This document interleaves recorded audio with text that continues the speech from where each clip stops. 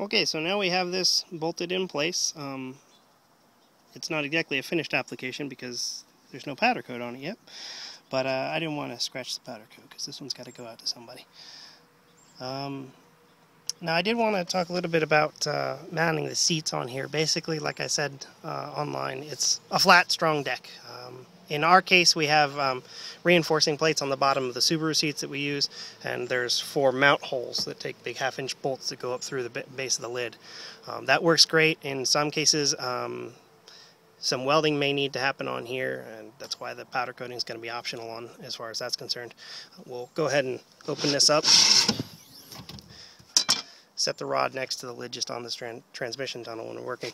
And what I've done with the box is it's kind of a little bit counterintuitive because it is, you know, a storage space mod for one application, but being a seat mount, it's actually really important that we keep the deck height of the box as low as possible, because what you'll find with most aftermarket seats, and especially if you're going to take them out of another car, the pan height is considerably higher than what a Land Cruiser seat would have been. Land Cruiser seats are paper thin and not very comfortable as a result of it as well.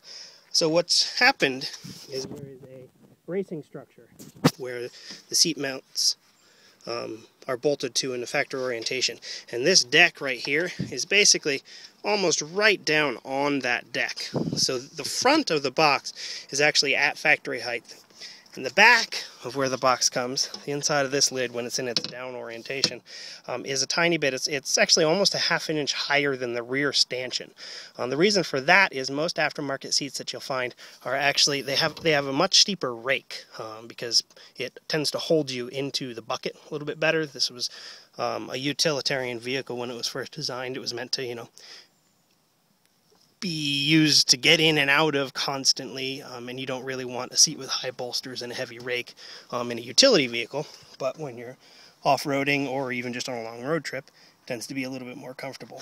So as a compromise, what I've done is I've kind of split the difference between what you would find with an aftermarket rake. That won't stay down with the gas shock on there, hang on.